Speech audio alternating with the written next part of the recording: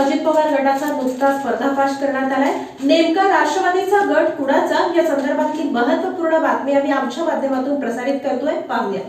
निवडणूक आयोगासमोर राष्ट्रवादी कुणाची याबाबत सुनावणी सुरू आहे। सुनावणीत शरद पवार गटाकडून अभिषेक मनू सिंघवी यांनी युक्तिवाद करत अजित पवार गटावर गंभीर स्वरूपाचे आरोप केलेत। त्यात प्रतापसिंह चौधरी नावाचे शरद पवार गटाचे नेते यांच्या नावाचे खोटे प्रतिज्ञापत्र अजित पवार गटानं सादर केल्याचं म्हटलंय। प्रतापसिंह चौधरी यांना शरद पवार गटानं निवडणूक आयोगासमोर उभं केलं। अजित पवार गटानं केलेल्या फसवणूक आणि खोटी प्रमाणपत्र यावरून निवडणूक आयोगानं फौजदारी खटला न्यायालयात दाखल करावा अशी मागणी शरद पवार गटाकडून करण्यात आली आहे। शरद पवार गटाचे वकील अभिषेक मनू सिंघवी म्हणाले की आज निवडणूक आयोगासमोर व्यापक सुनावणी पार पडली। माझा युक्तिवाद पूर्ण झाला। आता विरुद्ध पक्षकाराचा युक्तिवाद सुरू झालाय। या प्रकरणाची पुढील सुनावणी शुक्रवारी होणार आहे। आजच्या युक्तिवादात अजित पवार गटाकडून हजारो बोगस प्रतिज्ञापत्र दस्तऐवज आयोगासमोर दाखल केलेत आणि आयोगासमोर मांडण्यात आलेत। यात 24 प्रकारचे फ्रॉड करण्यात आलेत। यात कोणी मृत व्यक्ती आहे, कोणी अल्पवयीन आहे, झोमॅटोत काम करणारे यांची प्रतिज्ञापत्र आयोगाला दिली आहेत, असे अनेक विचित्र प्रसंग समोर आलेत। निवडणूक आयोगासमोर सुनावणी सुरू असताना 27 ऑक्टोबरला अजित पवार गटानं प्रतिज्ञापत्र दाखल केली आहेत। यामध्ये असणारे प्रतापसिंह चौधरी यांनी अजित पवारांचं समर्थन केल्याचं दाखवलंय। चौधरी यांना हे माहीतच नव्हतं। त्यांना कळालं तेव्हा हा मोठा धक्का होता त्यांच्यासाठी। आज आम्ही प्रतापसिंह चौधरी यांचं प्रतिज्ञापत्र दाखल केलं। यासोबतच त्यांना आयोगासमोर उभं केलं। चौधरी हे राष्ट्रवादी काँग्रेस पक्षाच्या स्थापनेपासूनचे सदस्य आहेत।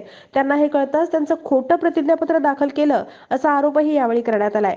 त्याचबरोबर काहीच विचार न करता निर्लज्जपणे बोगस कागदपत्र दाखल केली जात आहेत। हजारो प्रतिज्ञापत्र दिली जात आहेत। प्राथमिक स्वरूपात केवळ 9,000 प्रतिज्ञापत्र दाखवली आहेत। निवडणूक आयोगाला अधिकार आहे या प्रकरणी फौजदार कारवाई न्यायालयासमोर न्यावी। हा एक प्रकारचा फसवणुकीचा गुन्हा आहे। खोटी आणि बनावट प्रतिज्ञापत्र दाखल करणं हा गुन्हा आहे। आम्ही अजित पवार गटाचा पर्दाफाश केलाय। न्यायाचा विजय नक्कीच होणार अशी अपेक्षा आहे। अजित पवार गटाकडून प्रतिज्ञापत्र सादर केली, त्यातलं एकही प्रतिज्ञापत्र असं नाही ज्यात शरद पवारांच्या विरोधात काही लिहिण्यात आलंय। अजित पवारांना मी नेता मानतो असं प्रतिज्ञापत्र आहे, परंतु शरद पवारांच्या विरोधात मी अजित पवार गटाचं समर्थन करतो असं लिहिण्यात आलेलं नाही। कुठल्याही प्रतिज्ञापत्रात असं काही लिहिलं नाही। खोटी आणि दिशाभूल करणारी प्रतिज्ञापत्र घेतली आहेत असंही अभिषेक मनू सिंघवी यांनी म्हटलं आहे। दोस्तों, अभी विस्तार से व्यापक हियरिंग हुई हमारी याचिका पे चुनाव आयोग में। माननीय पवार जी यहाँ थे जैसे कि पिछली तारीखों में। आज मेरा दलील का प्रक्रिया ख़त्म हुआ और मेरे काबिल मित्र कामत जी ने शुरू किया है। अगली तिथि बृहस्पतिवार की है।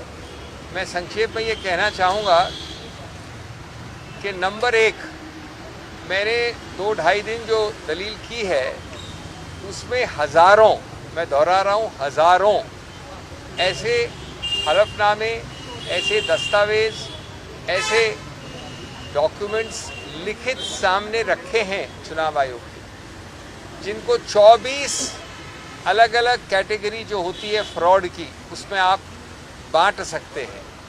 मैंने 2-4 कैटेगरी फ्रॉड की सुनी है, लेकिन 24, किसी में जिसने हलफनामे में साइन किया वो मृत है, उनकी डेथ हो गई है। किसी में वो रहता ही नहीं है उस शहर में या तालुका में। किसी में वो अल्प आयु का बालक है या बालिका है। किसी में वो जोमैटो का सर्विस करने वाला है। किसी में वो इंश्योरेंस कंपनी का कोई एजेंट है। आज हमने एक विचित्र प्रसंग रखा। मेरे साथ खड़े हैं यहाँ पर ये चौधरी जी। चुनाव आयोग में बहस चल रही है। चुनाव आयोग के नाक के नीचे 27 अक्टूबर को या 26 अक्टूबर को, जबकि आखिरी तिथि है 29 अक्टूबर, 26 अक्टूबर को हलफनामा फाइल करते हैं अजीत पवार के फैक्शन वाले या ग्रुप वाले कि इन व्यक्ति ने हलफनामा दिया है और समर्थन किया है अजीत पवार ग्रुप का। अब ये तो चौंक गए छुट्टियों के बाद जब इनको ये दिखाया। इन्होंने हलफनामा दर्ज किया। हमने वो हलफनामा चुनाव आयोग को रखा, आज इनको पेश भी कर दिया। दूसरा बिंदु हमने कहा कि जो इस प्रकार की बेशर्मी वाली फ्रॉड करता है, बिना सोचे समझे ऊल जलूल जो आता है लिख देता है, फॉर्जरी करता है, उसको किसी रूप से कोई भी रिलीफ नहीं देनी चाहिए। जो व्यक्ति न्याय चाहता है वो साफ हाथों से और न्याय लेकर आना पड़ता है उसको। इस प्रकार के 24 फ्रॉड की कैटेगरी, हजारों एफिडेविट, हमने सिर्फ एक सैंपल दिया है 9000 एफिडेविट का, सिर्फ सैंपल दिया, मैं दोहरा रहा हूँ 9000 का। वो कैसे आके मांग सकते हैं याचिका में चुनाव आयोग से। तीसरा बिंदु, हमने ये बताया कि चुनाव आयोग को अधिकार क्षेत्र है कि वो मजिस्ट्रेट के सामने फौजदारी मुकदमा शुरुआत करे। इस प्रकार के झूठ और मिथ्या प्रचार के लिए जो परजरी होता है, जो हमारे क्रिमिनल संहिता के अंतर्गत एक क्राइम, एक ऑफेंस होता है, ये दलीलें चल रही हैं। हमने उनका पर्दा साफ और उनका नकाब पेश करने का प्रयत्न किया है। माननीय चुनाव आयोग इस पर दलीलें सुन रही हैं। हमें आशा और विश्वास है कि न्याय की विजय होगी। इस प्रकार से, और एक और हमने बड़ा रोचक बिंदु बताया, कई सारे हलफनामे दिए गए हैं अजीत पवार जी के नाम से, लेकिन उनमें एक में भी ये शब्द नहीं है कि जो हलफनामा दे रहा है वो माननीय शरद पवार के विरुद्ध है। इसका मतलब हुआ कि मैं इनके पास गया, मैंने इनसे मांगा हलफनामा, उन्होंने कहा कि मैं अजीत पवार को लीडर मानती हूँ, लेकिन ये नहीं कहा कि मैं अजीत पवार के फैक्शन की समर्थन करती हूँ। किसके विरुद्ध में? शरद पवार के विरुद्ध। ये कहीं कहीं नहीं गया है, किसी हलफनामे में शरद पवार के विरुद्ध कुछ नहीं कहा गया है। झूठ मिथ्या प्रचार से इस प्रकार के हलफनामे लिए गए।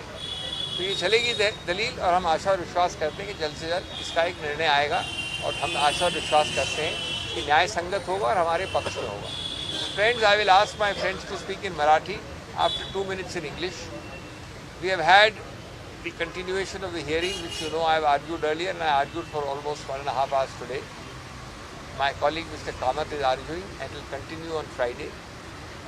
I want to remind you that we have given a sample, I repeat, a very small sample of just under 9,000 affidavits, divided into 24 purple colored fraud categories. In my life, I have not seen so many diverse